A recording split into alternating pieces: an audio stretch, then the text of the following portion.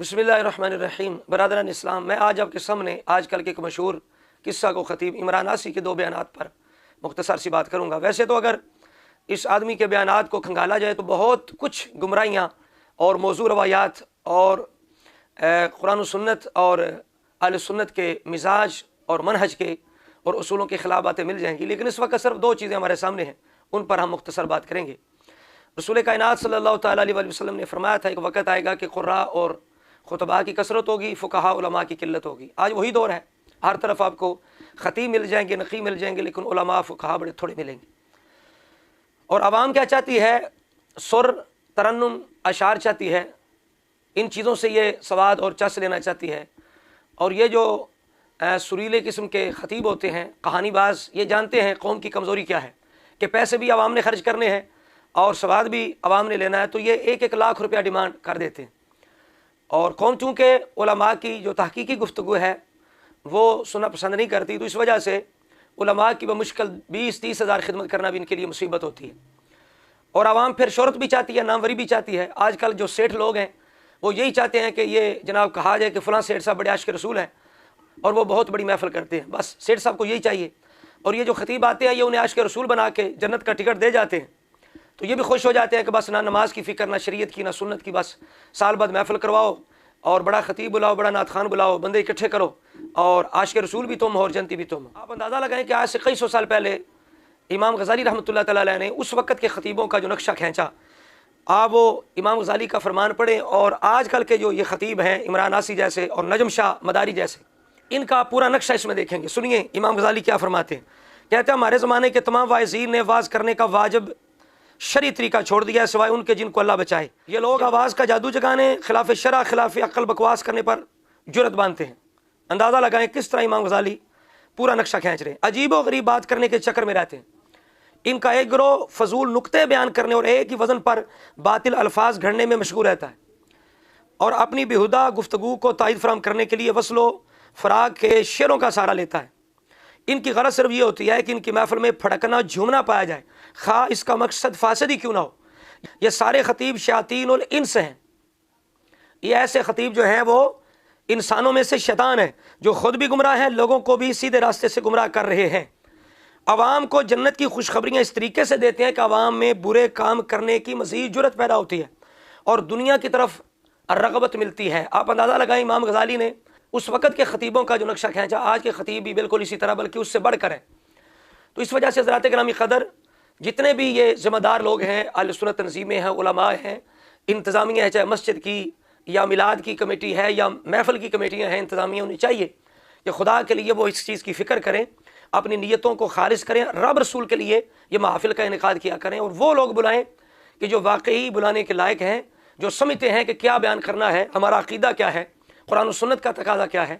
तो लिहाजा ऐसे लोगों का वाज़ सुनना जो बिल्कुल ही अक़ीदा अहले सुन्नत से, उसूलों से जाहिल हैं, जिनका मकसद सिर्फ अपनी रोज़ी रोटी है, ऐसे नक़ीब, ऐसे ख़तीब, ऐसे नात खानों से बचना बहुत ज़रूरी है और ऐसी महफ़िलों में जाना भी जायज़ नहीं जिनमें ऐसे लोग आते हैं।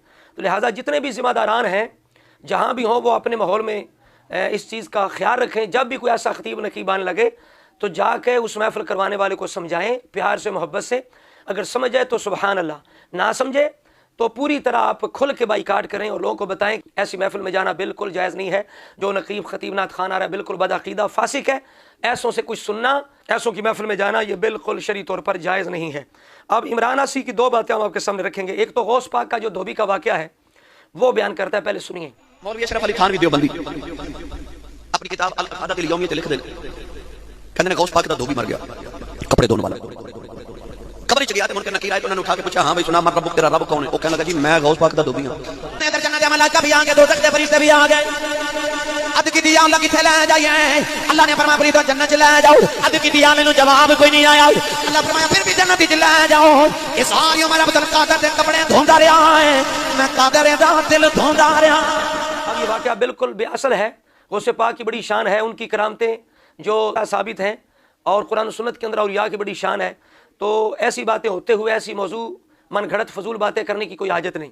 और फ़क़ीह मिल्लत रहमतुल्लाह अलैह ने इस वाक़े का रद्द किया कि यह वाक़या बातिल है, तो लिहाजा ये वाक़या भी बयान नहीं करना चाहिए। हाँ, इल्ज़ामी तौर पर आप कर सकते हैं खारजी हज़रात के लिए, लेकिन आप तहक़ीक़ी तौर पर और اس طرح آپ اس کو دلیل کے طور پر پیش نہیں کر سکتے۔ جو بیان عمران آسی کا وہ انتہائی خطرناک ہے، اور جس سے اہل سنت کی بہت بدنامی ہوئی، اولیاء اللہ کی توہین ہے اس کے اندر، اور اسی طرح کر کے قرآن مجید کی بڑی سخت توہین ہے۔ آپ دیکھیں کہ کس طرح میڈیا پہ اس واقعے کو لے کر کس طرح وہ اہل سنت کے خلاف زہر اگر رہے ہیں، اور ایسے دور کے اندر کہ جس میں مرزا جلمی جیسے خبیث لوگ ہیں، اور میڈیا کا دور ہے کہ جو ایسی باتوں کو لے کر اہل سنت کو بھی بدنام کرتے ہیں، اولیاء اللہ کی بھی توہین کرتے ہیں، اور اہل سنت عوام کا اور نوجوانوں کا ذہن خراب کر کے انہیں گمراہ کر رہے ہیں۔ تو ایسے دور میں بہت زیادہ احتیاط کی ضرورت ہے۔ اب عمران آسی صاحب کیا کہتے ہیں کہ مولوی رب کعبہ دی قسم ہے تیرے قرآن پڑھنے دے اندر اتنا سواد نہیں جتنا ساڑھے بابیاں دی سرنگی دے اندر سواد۔ مولوی رب کعبہ دی قسم ہے تو تے قرآن پڑھ پڑھ کے نبی دی امت نو مشرک بنائی جانا ہے، نبی دی امت نو بدعتی بنائی جانا ہے۔ تیرے قرآن پڑھ جنا سواد نہیں جنہ ساڑھے بابیاں دی سرنگیاں وچ سواد ہے۔ تو قرآن پڑھ کے مومناں نو مشرک بنائی جانا ہے، ساڑھے بابے ڈھولکیاں بجا کے مومن بنائی جاندے۔ دیکھو نا کس طرح یہ خود بھی سواد لے رہے ہیں اور عوام بھی سواد لے رہی ہے، اور یہ نہیں پتا کہ یہ سواد کتنا مہنگا پڑے گا، کس طرح پھٹکار پڑے گی، اور کس طرح اہل سنت کی بدنامی ہوگی، اور کس طرح قرآن مجید کے ہم توہین کر رہے ہیں۔ اب قرآن مجید کا مقابلہ سرنگیوں کے ساتھ ہو رہا ہے۔ یہ الگ بات ہے کہ بات خارجیوں کی ہو رہی ہے، لیکن قرآن کے ساتھ سرنگیوں کو ملانا کسی صورت بھی جائز نہیں ہے۔ پھر خاص دی کلامہ کہ نہیں مناسب کرنی اس انداز سے، پھر ہم تو مانتے نہیں کہ بزرگوں نے سرنگیاں بجائی۔ اگر کوئی کہے کہ کتابوں کے اندر لکھا ہے تو کتابوں کے اندر بہت کچھ لکھا ہوتا ہے۔ ہم بخاری کی بھی ہر بات ایک لفظ کو نہیں مانتے، اصول ہوتے ہیں، اسی طرح قرآن و سنت کے تقاضے ہوتے ہیں۔ تو لہٰذا بالفرض اگر کسی بزرگ نے یہ کام کیا ہے تو وہ عارضی تھا، اضطراری تھا، اس کا اس دور کے ساتھ تعلق ہے، اس علاقے کے ماحول کے ساتھ تعلق ہے۔ اس انداز سے بات کرنا کہ مولوی تیرے قرآن میں جتنا سواد نہیں جتنا ساڑھے بابیاں دے سرنگیاں سواد ہے، تو قرآن پڑھ کے لوگوں نے مشرک بنانا ہے، ساڑھے بابے ڈھولکیاں بجا کے لوگوں نے مسلمان کری جاندے۔ میں عمران آسی صاحب سے پوچھتا ہوں کون سے آپ کے بابے ہیں اس وقت چونکہ اس دور میں آپ بات کر رہے ہیں نا، حال کی بات کر رہے ہیں نا، تو بتائیے آپ کے کون سے بابے ہیں جو اس وقت ڈھولکیاں سرنگیاں بجا کے لوگوں کو مسلمان کر رہے ہیں؟ بتائیے۔ اس وقت جتنے بھی درگاہوں پر قوالیاں ہوتی ہیں وہ تو الا ماشاء اللہ تمام فاسق ہیں، بد عقیدہ ہیں، تفضیلی پیر ہیں، اتنی ان کی داڑیاں ہیں، کئی تو بالکل داڑھی مون ہیں اور تفضیلی ہیں، حضرت امیر معاویہ کے گستاخ ہیں، اہل سنت کے عقیدے کے باغی ہیں۔ تو کون سا آپ کا بابا اس وقت جو ڈھولکیاں سرنگیاں بجا کے جناب وہ کافروں کو مسلمان کر رہا ہے؟ یہ تو مسلمانوں کو فاسق بنا رہے ہیں، مسلمانوں کو گمراہ کر رہے ہیں، بے دین بنا رہے ہیں، الا ماشاء اللہ تعالیٰ۔ تو آپ بتائیے کہ غوث پاک نے بھی ڈھولکیاں سرنگیاں بجائی ہیں، داتا صاحب نے بھی ڈھولکیاں سرنگیاں بجائی ہیں، پیر میلی شاہ صاحب رحمۃ اللہ علیہ، پیر شاہ نے بھی ڈھولکیاں سرنگیاں بجائی ہیں، سلطان باؤ رحمۃ اللہ علیہ نے، اور اسی طرح میاں محمد بخش صاحب رحمۃ اللہ علیہ نے، اللہ حاضر قیاس جتنے ولی ہیں یہ سرنگیاں ڈھولکیاں بجا رہے ہیں۔ آپ بتا رہے ہیں کہ قرآن پڑھنا یہ آپ کا کام ہے، خارجیوں کا، ہمارے بابوں کا کام ڈھولکیاں اور سرنگیاں بجانا ہے۔ کس انداز میں کس دور میں آپ بات کر رہے ہیں؟ اس بیان سے عمران آسی صاحب کو فوراً توبہ رجوع کرنی چاہیے، اور آئندہ انہیں اس بات کا اقرار کرنا چاہیے، اظہار کرنا چاہیے کہ آئندہ میں کوئی بھی واقعہ بیان کرنے کے لیے جو محقق اور مستند علماء انہیں پہلے دکھا لوں گا اور ان سے اجازت لے کے بیان کروں گا۔ لہٰذا یہ جو انہوں نے بیان کیا اس میں بالکل قرآن مجید کی بھی کھلی توہین ہے، اور اہل سنت کی بدنامی ہے، اولیاء اللہ کی توہین ہے۔ بالکل ہمارے بابے سرنگیاں نہیں بجاتے رہے، نہ طبلے بجاتے رہے، بلکہ وہ قرآن پڑھ کے رب رسول کا ذکر کر کے اور اپنی سیرت کے ساتھ اخلاق رسول کے ساتھ انہوں نے لوگوں کو اپنا گرویدہ بنا کے مسلمان بنایا ہے۔ تو لہٰذا اس انداز سے اس دور میں بات کرنا یہ بالکل انتہائی ظلم ہے اہل سنت کے ساتھ۔ تو تمام جتنے بھی اہل سنت کے ذمہ داران لوگ ہیں وہ اپنے ماحول پہ نظر رکھیں، اپنے ماحول کو ایسی بد عقیدگی سے بچائیں۔ اس طرح کے کہانی باز، قصہ گو خطیب جن کا مقصد صرف یہ ہے کہ بس پیٹ پالنا ہے، جہاں سے کوئی قصہ ٹوٹا پھوٹا ملے سر لگا کے یہ بیان کر دیتے ہیں، قوم بھی چس چاہتی ہے۔ پہلے سمجھائیں، لوگ ایسوں کو بلانا چاہتے ہیں، اگر نہ سمجھے کھل کے بائیکاٹ کریں، اپنے لوگوں کو بچائیں۔